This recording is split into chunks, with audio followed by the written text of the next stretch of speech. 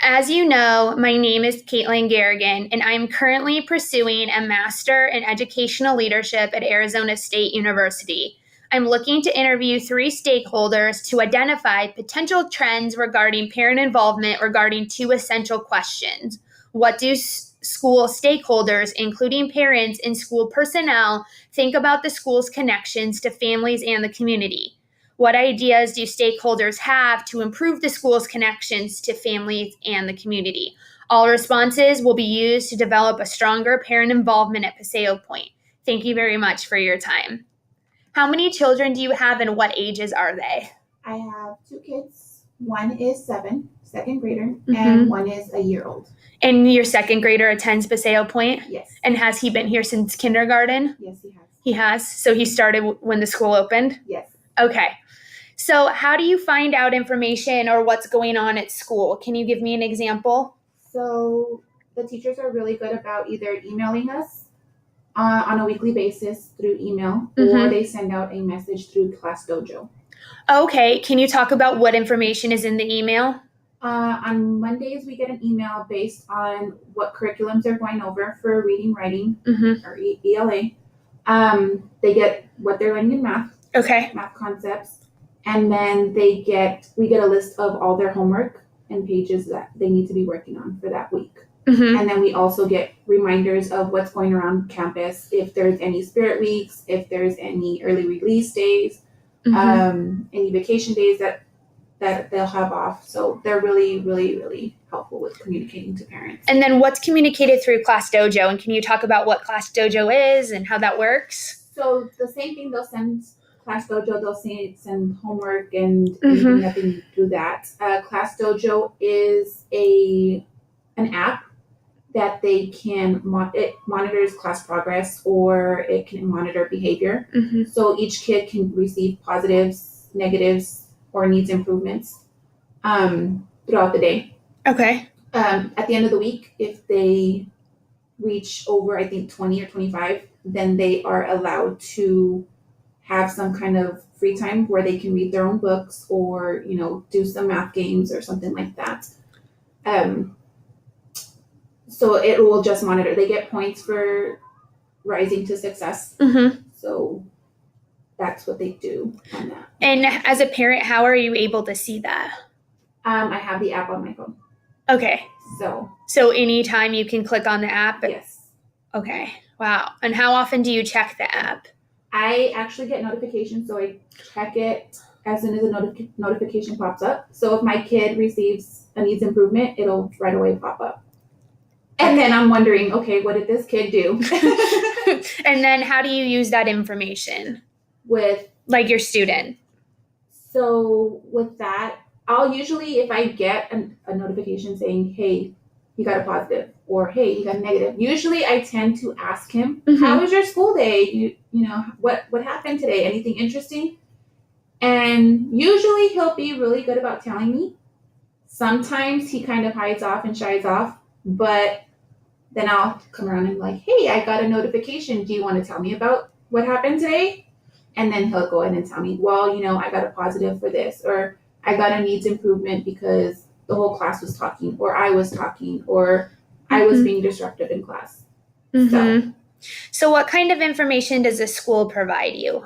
The school provides me with, we get also email, and then also I'll get calls through their automated system. Okay, and what information is relayed through the automated system? Through the automated system, it's usually like half days. Miss Pashley is really good about calling us over the automated system saying, hey guys, this week we have testing for these days, or this grade level. Please make sure that your kids are, at school on time, or their absences are taken care of.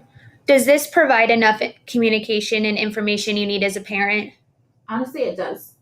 Okay. It does. I mean, like I said, I only have a second grader right now in school, so I've never really experienced another school. Okay. But as a parent, this is really good, because I've had friends that go to different schools and there's no communication or lack of communication. Okay. So what form of communication do you think is most beneficial for you? For me, I like email. Mm-hmm. just because sometimes I'm not able to answer my phone all the time. Mm-hmm. So email is best for me, just because I can go back on my time and kind of go through and check out what's going on. Mm-hmm. Can you tell me about a time when a teacher communicated clearly and effectively?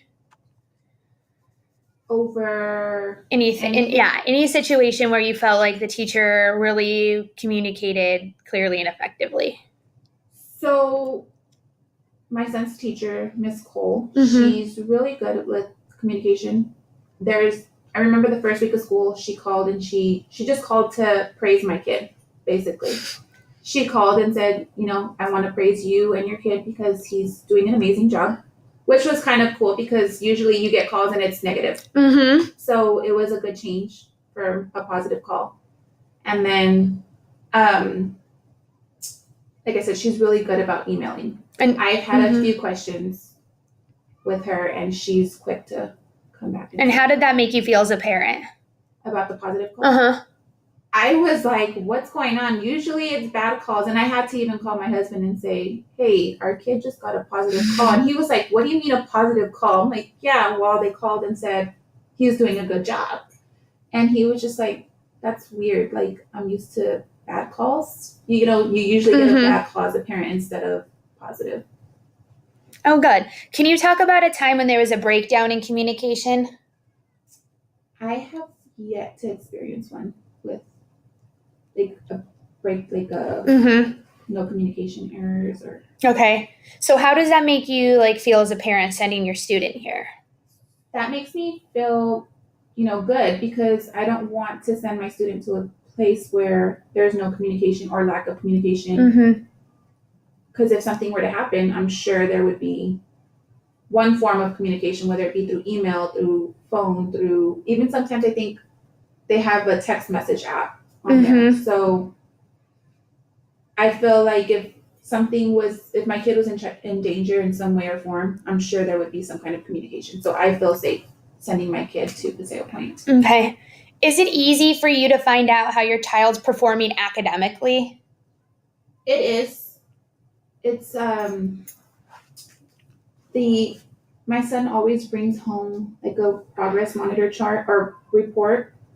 He also brings home his work that is already graded so we can kind of see where he's at academically. I believe every week they do spelling tests and they bring that back also to show where they're at or what they need improvement on. So I do feel like it does help. Do you use Parent View at all? I don't. Okay. I don't. Is it easy for you to find out how your child's performing behaviorally? Yes. Like I said, I use the Class Dojo. Okay. So that will show me behavior-wise what it is. Mm-hmm. If he's, like I said, doing positive things or getting good reports, then it's a positive point. If he's doing something that's not following rules, it's a negative report. Mm-hmm. Have you ever contacted the school for any type of issue? I have not.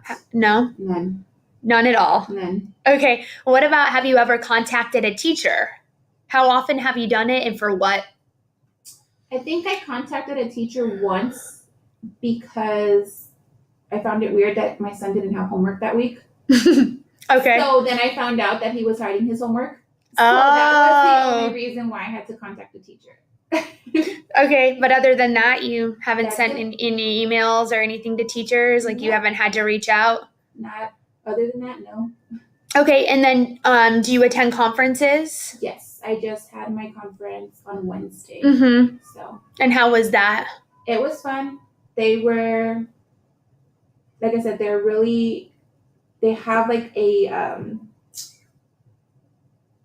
can I say it? They have everything laid out for you. Okay. They showed us his test scores and where he needs improvement on. Mm-hmm. They also showed us his grades in both classes because he is in the dual language program. Mm-hmm.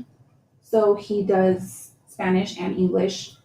I had questions concerning one of his grades because he did get a B.